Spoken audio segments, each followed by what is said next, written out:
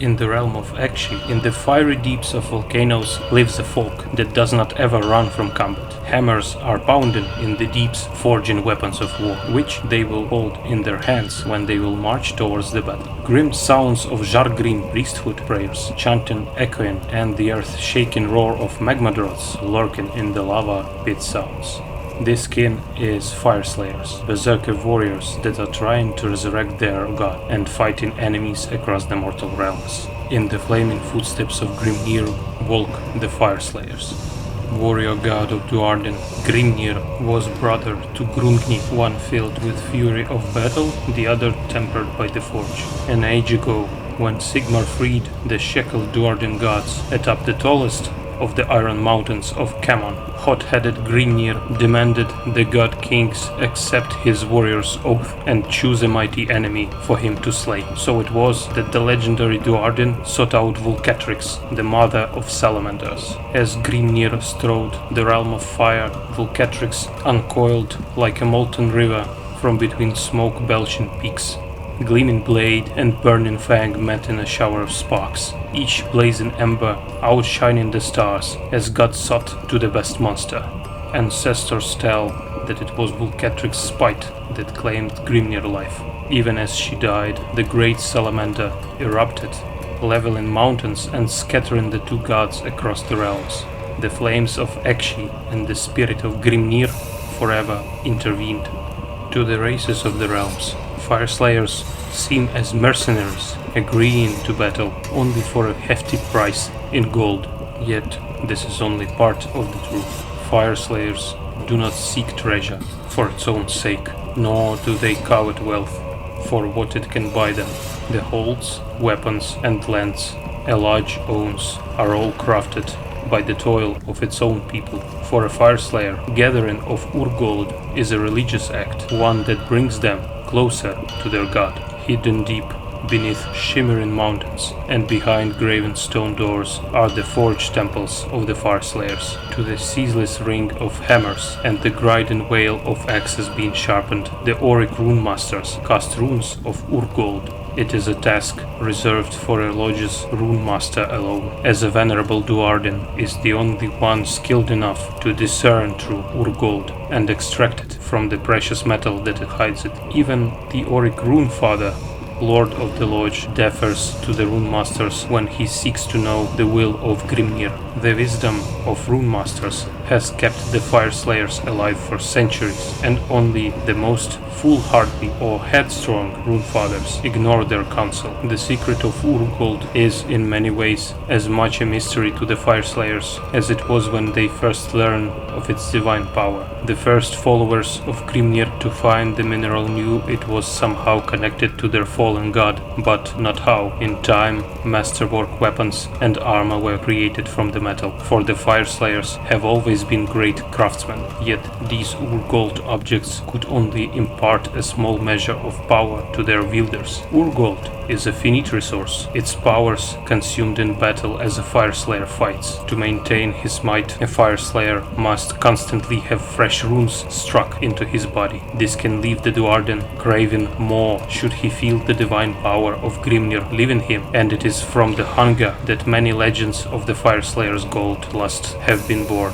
Alone and without the strength of their god and a lodge to guide them, Duardin might be completely consumed by his avarice for Urgold. Grim tales are told within the magma halls of lone warriors, such as Immolated Slayer. The lodges are built around the strength of a single mighty Auric runefather, taking the title Grimnir to honor his god. This great Fyreslayer warrior is a descendant of a bloodline that stretches back to the age of myth, a time when their god walked along the mortal realms. At the runefather's side stand his rune sons. Each is a skilled warrior and bold leader who may, in time, inherit his duty overall leadership of the lodge. It is a system that has endured for countless generations and has seen the Fyreslayers grow strong in Grimnir's service. prospering in spite of the brutality of the Age of Chaos. It is by the will of the Rune Father that his Vulkid Berserkers, Hard Guard and Rune Sons marshaled for the battle, and the size and strength of the formations that he masters will vary from the large to large. Some,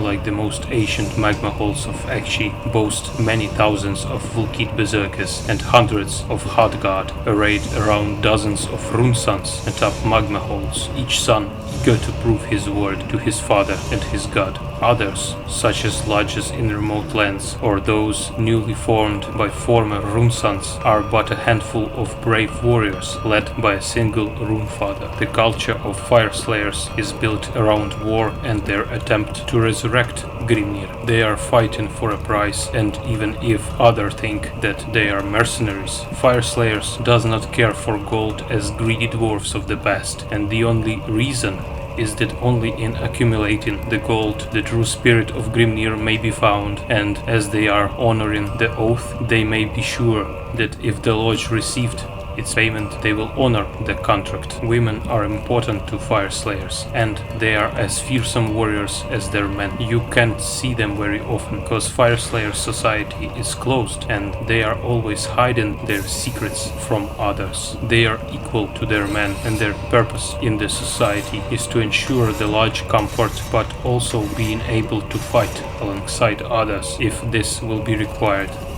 Kangan.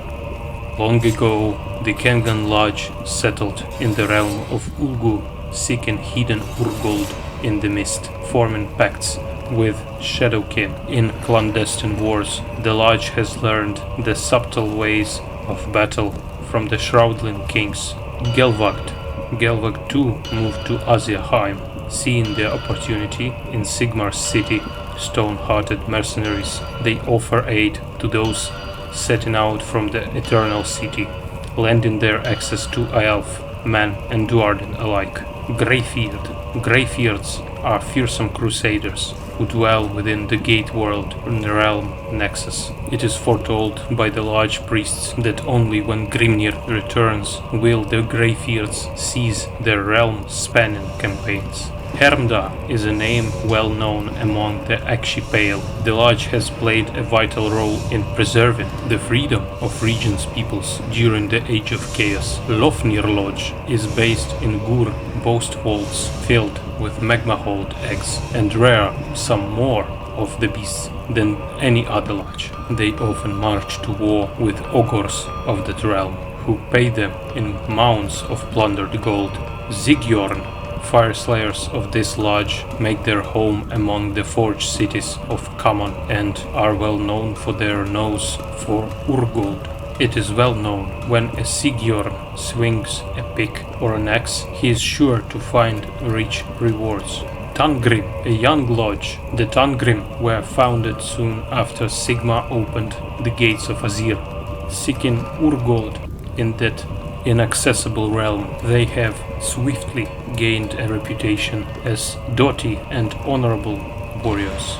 The Tungur Lodge rule the glimmering peaks of Lunarest in Hish from their impossibly high sky hall. Using vast crystal lenses carved out of the diamond-faced mountains, they channel the light cast from the realm's many eternal moons. The glittering beams fuel the Lodge's forges, granting them the power to churn out Urgold runes with a striking pale cast.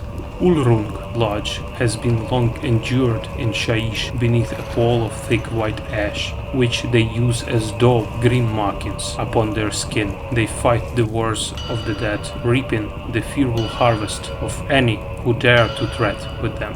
Volturung are one of the oldest and most revered lodges of Akshi, and are famed for the skill of their rune masters. The bones of their enemies lie thick before the gates of their mountain home above the broken plains. Vostark is the most powerful lodge of Cinder Peaks. For generations, they have held their magma hold beneath Furious Peak, its halls overflowing with the trophies of countless rune fathers and their sons. Magmadroth eggs were first discovered by the Jargrim priests using their innate elemental connection with fire and an ancestral bond with Volcatrix. The runesmithers and rune masters were able to hatch the eggs and negotiate an alliance with these creatures. Magmadroth are not domesticated, they are more akin to allies of the Duardin than mere the beasts of the burden. Only strong-willed Fyreslayers of noble blood can persuade these creatures to bear them into battle, and conflict between Fyreslayers and Magmadroths is not uncommon. Both, after all, seek to claim the smoldering caverns and tunnels beneath the realms as their own.